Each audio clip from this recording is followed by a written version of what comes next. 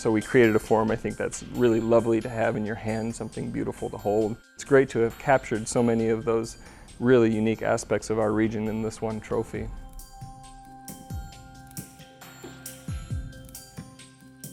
One of the fun things about this, creating this trophy, is that it really has been a partnership between the Corning Museum of Glass and Watkins Glen. We've toured them around the museum, so they got to get a sense of the history of glass and to get a sense of what we're all about. You know, the Corning Museum of Glass, we're very concerned about creating the glass object. We want that glass object to look like a beautiful flowing piece of glass that really captures the nature of the material. But we also want this trophy to capture the nature of the region. The trophy really relates to the Watkins Glen racetrack. If you look at the top, you'll actually see the outline of the Watkins Glen racetrack. And we stretch the piece out so it's the same all the way through the interior of the piece from the top to the bottom if you look at it in cross section. We went and found a very special color of blue that matches very closely the color of the guardrails at the Glen. When you look at that blue color from the side of the trophy, it almost looks like a waterfall. That's another very important part of our region. Going into all the Finger Lakes are beautiful glens and gorges and lovely waterfalls.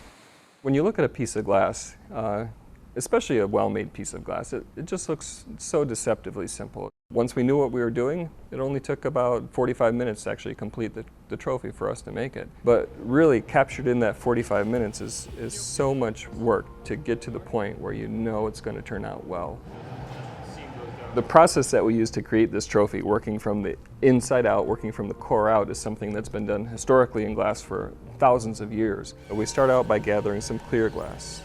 We then apply a layer of that iconic blue glass, and then that form is pushed and molded into the shape of the track. And then we coat that 3 or 4 times in layers of clear glass just by dipping it down into a big vat of molten glass. Build up layer upon layer on top of it until then you have a nice round symmetrical shape. And that shape we heated and pulled into this beautiful, elegant, triumphant form.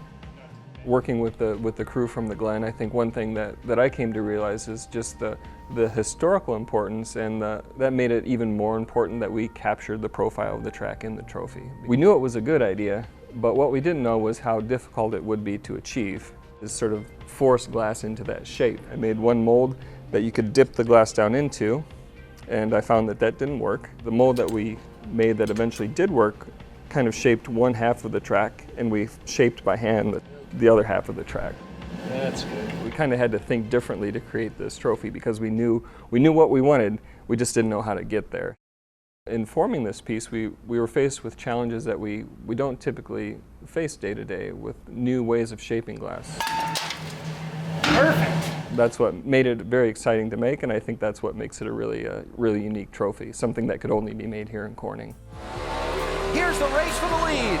Can Ambrose save it to the checkered flag? Marcos Ambrose is going to win at Watkins Glen in a remarkable last lap turn of events.